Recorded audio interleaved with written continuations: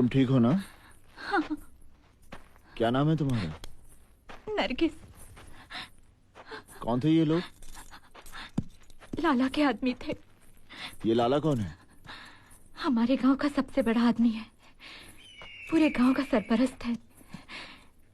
सभी लोग उसी का हुक्म मानते हैं। ये लोग तुम्हारे साथ जबरदस्ती क्यों कर रहे थे? अलबख्श का पता जानने के लिए। ये अलबख्श कौन है? मैं अलबख्श से मोहब्बत करती हूँ। उन लोगों को तुम्हारी मोहब्बत पर एतराज है? नहीं। फिर? अलबख्श कल तक इन लोगों के साथ काम करता था। लाला का सबसे ईमानदार और वफादार आदमी था। मगर जब उसे पता चला कि इन लोगों का साथ देकर वो गुनाह कर रहा है, तो उसने खुद को इनसे अलग कर लिया। ये अलबख्श क्या काम करता है? साहब जी, मैं अलबख्श को खुद अपने साथ लेकर आती हूँ। वो आपको बताएगा इन लोगों के बारे में भी और अपने बारे में भी। साहब जी, अलबख्श बहुत नेक इंसान है। आपको खुदा का वास्ता, जिस तरह से आपने मेरी हिफाजत की, उसी तरह अलबख्श की भी मदद कीजिएगा। ठीक है, अपना ख्याल रखना।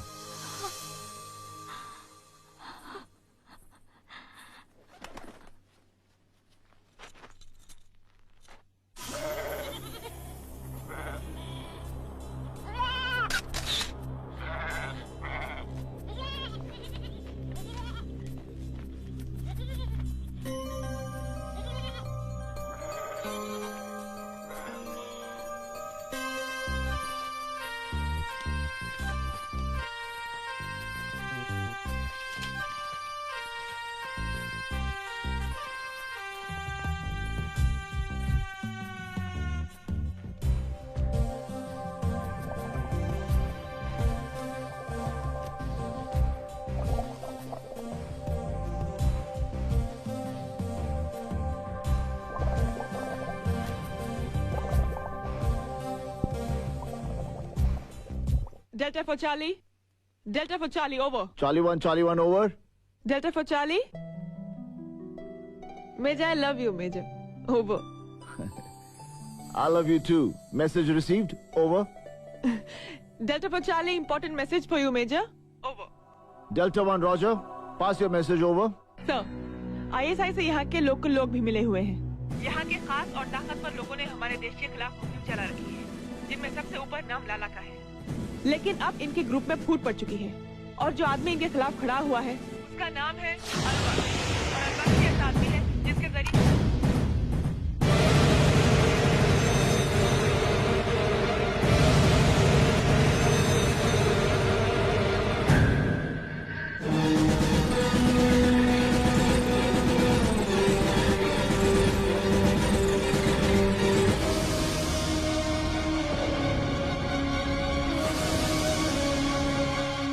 Delta 1 to Charlie 1. Message received. Over and out.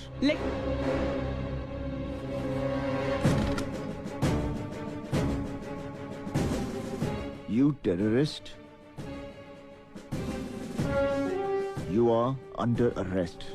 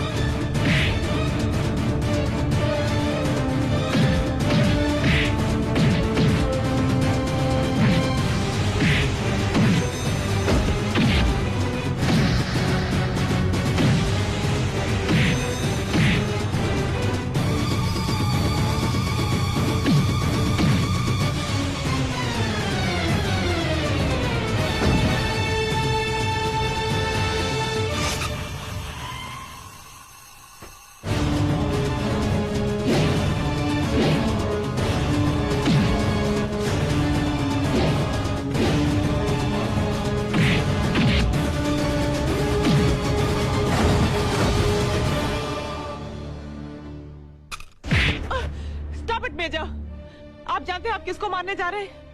He is Albaksh. इसी के बारे में तो मैं आपको इन्फॉर्मेशन दे रही थी। कल तक ये लाला के साथ काम करता था, लेकिन आज ये खुद लाला के खिलाफ खड़ा है। साहब जी, साहब जी, साहब जी, यही तो है मेरा अलबख्श साहब जी।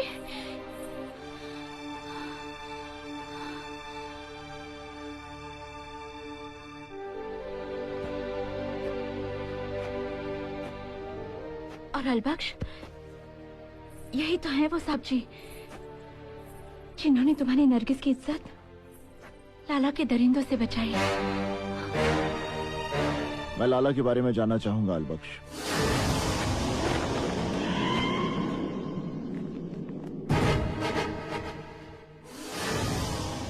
ये जखीरा मैंने लाला के भाई नवाब को मार के अपने कब्जे में लिया है और लाला के खिलाफ जंग का ऐलान कर दिया साहब जी।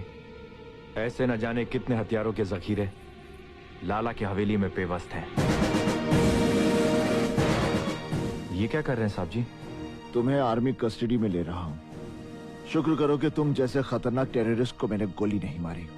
साहब जी, ये आप क्या कर रहे हैं साहब जी? अलबख्श ये सब जोनाबाद की भलाई के लिए कर रहा है।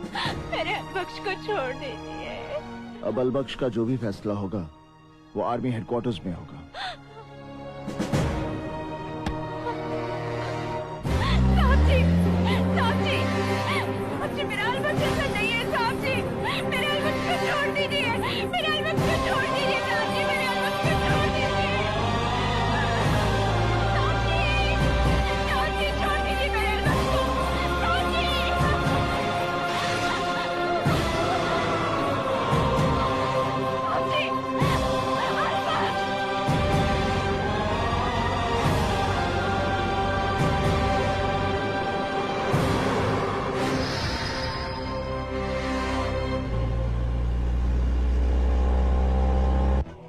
वो गद्दार अलबख्श पुलिस के शिकंजे से तो फरार हो गया था, पर अब आर्मी की गिरफ्त में आ चुका है।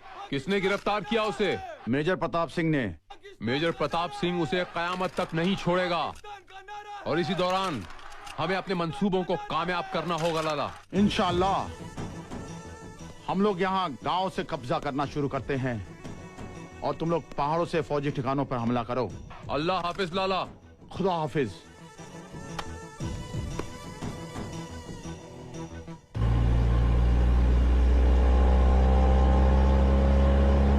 साहब जी, मेरे अलबख्श को छोड़ दीजिए, छोड़ दीजिए।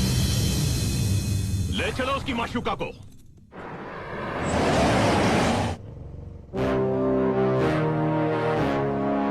मैंने जिस मकसद के लिए तुम्हें गिरफ्तार किया था वो पूरा हो गया। मैं समझा नहीं साहब जी।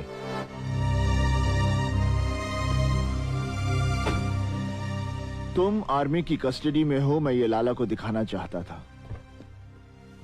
अब उनका कांटा निकल गया है, इसलिए वो पाकिस्तानियों के साथ मिलकर जल्द से जल्द घुसपैठ शुरू कर देंगे। लाला और सरहद पार के लोगों को रोकना होगा साहब जी। अलबख्श, तुम यहाँ के रहने वाले हो, इसलिए यहाँ के अपने परायों को अच्छी तरह से पहचानते हो। तुम अपनों को साथ लेकर दुश्मनों पर नजर रखो जब तक हेडक्वार्टर से फौजें यहाँ पर तैनात नहीं हो जाती। पर हम इसकी इन्फॉर्मेशन भी तो हेडक्वार्टर्स को दे सकते हैं। सिर्फ इंफॉर्मेशन देना काफी नहीं है। इतना बड़ा डिसीजन लेने से पहले हेडक्वार्टर्स को और भी फॉर्मेलिटीज पूरी करनी है, जिसकी जिम्मेदारी मुझे लेनी होगी।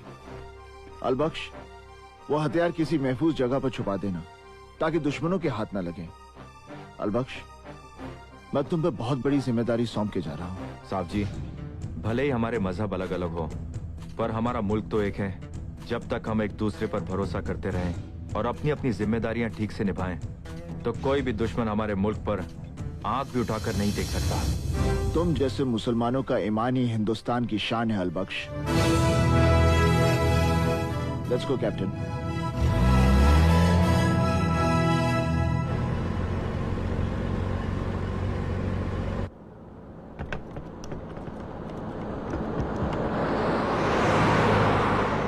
आर्मी इंटेलिजेंस और रॉ किसी ने भी आतंकवादियों के बारे में कोई रिपोर्ट नहीं दी है, और ना ही बॉर्डर पर कोई आर्मी मूवमेंट या प्रॉक्सी वॉर जैसी सिचुएशन की कोई रिपोर्ट है।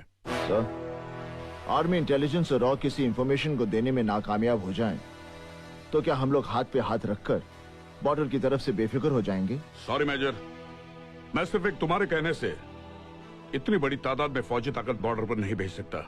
Y sir? मैं अपनी कंपनी का ऑफिसर कमांडेंट हूँ। बॉर्डर पर जो कुछ भी हो रहा है उसे मैं अपनी आंखों से देख कर आ रहा हूँ। इसके बावजूद मुझे मेरी बटालियन की मदद नहीं मिलेगी? क्योंकि तुम एक ऐसे आदमी पर यकीन कर रहे हो मेजर प्रताप, जो कल तक हमारे दुश्मनों से मिला हुआ था। इस इंफॉर्मेशन के पीछे कोई साजिश भी तो हो सकती है। अगर मैं देशभक्त और देशद्रोही में फर्क नहीं पहचान सकता तो मुझे आर्मी से रिजाइन कर देना चाहिए sir. Don't get emotional major Pratap. देखो, मैं इतने जवानों का रिस्क नहीं ले सकता। बर्फीले तूफान और एवलांचेस में मैं अपने जवानों को झोंक नहीं सकता।